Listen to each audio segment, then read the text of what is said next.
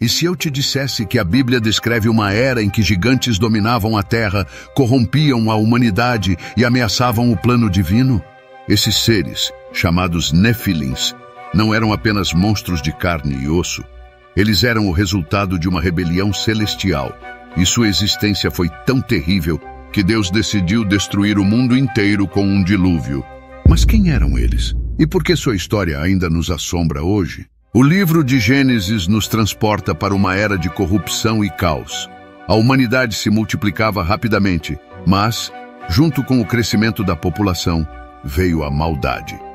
O capítulo 6 de Gênesis descreve um mundo tão cheio de violência e pecado que o próprio Deus lamentou ter criado o homem.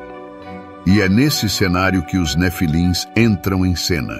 Gênesis 6:1-4 diz o seguinte: quando os homens começaram a multiplicar-se na terra e lhes nasceram filhas, os filhos de Deus viram que as filhas dos homens eram formosas e tomaram para si mulheres de todas as que escolheram.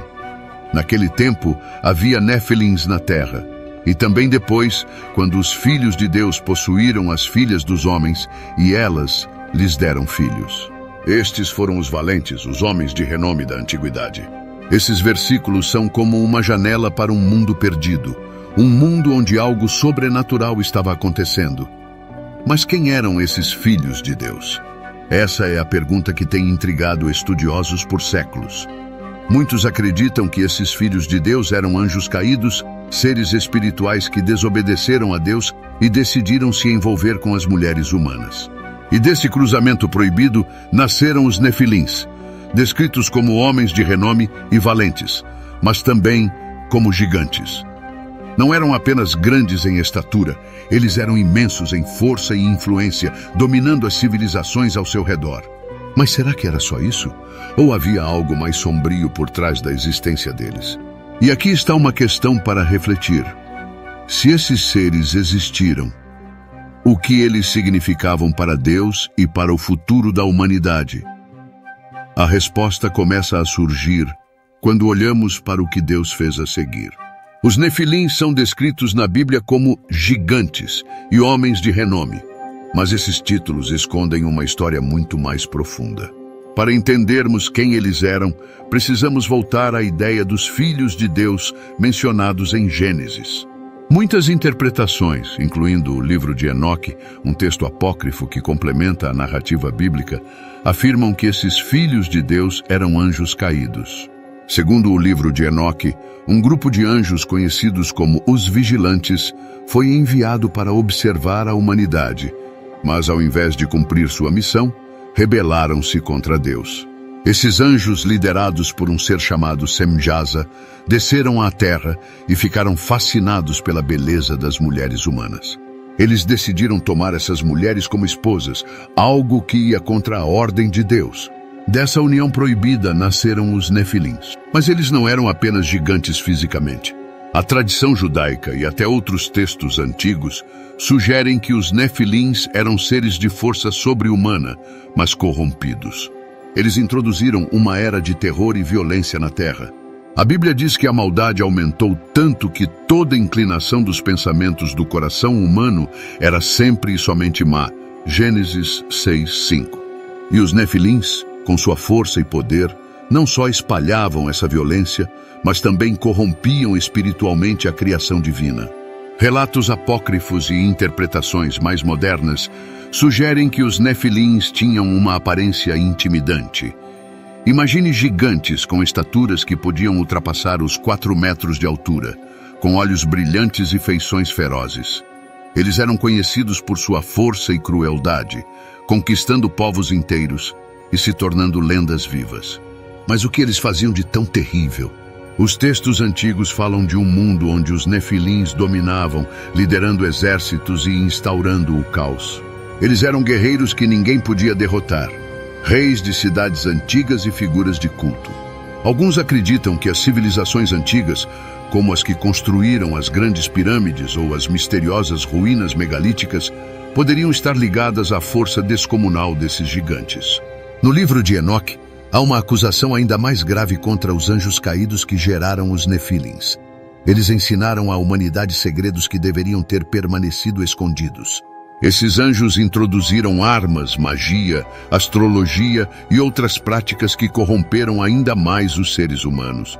Em Enoque 8:1-3, lemos que um deles, chamado Azazel, ensinou aos homens como forjar armas de guerra e às mulheres o uso de ornamentos e cosméticos, coisas que, segundo o texto, incentivaram o pecado e a destruição.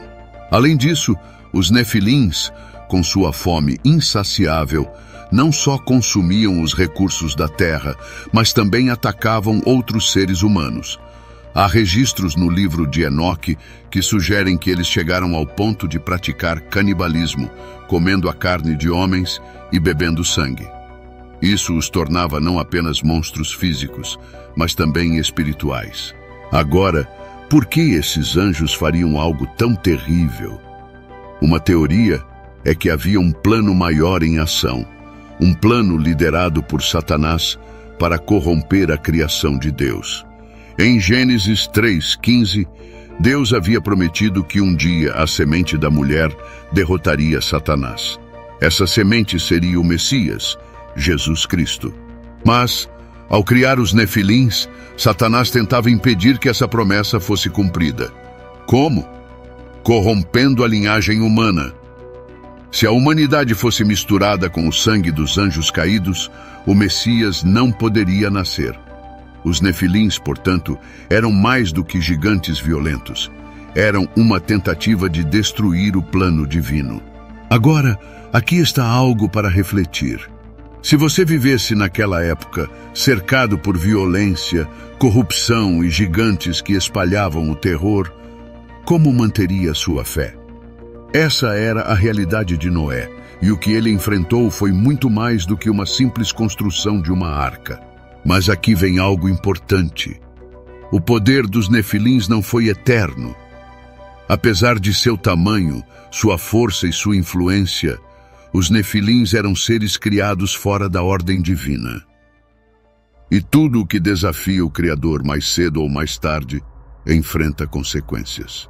Conforme a Bíblia descreve em Gênesis, a corrupção atingiu um nível tão alto que Deus decidiu intervir. O dilúvio, mais do que um evento natural, foi um ato de purificação. Mas você pode imaginar o desespero que se espalhou quando os nefilins perceberam que nem mesmo sua força poderia salvá-los? Aqui está algo para refletir. Você já se sentiu tão poderoso, tão no controle de tudo, que achou que nada poderia te atingir? Foi exatamente isso que aconteceu com os nefilins. Mas a queda deles foi tão grande quanto sua força. Depois que o dilúvio varreu os nefilins da terra, você poderia imaginar que essa história havia chegado ao fim. Mas não foi bem assim.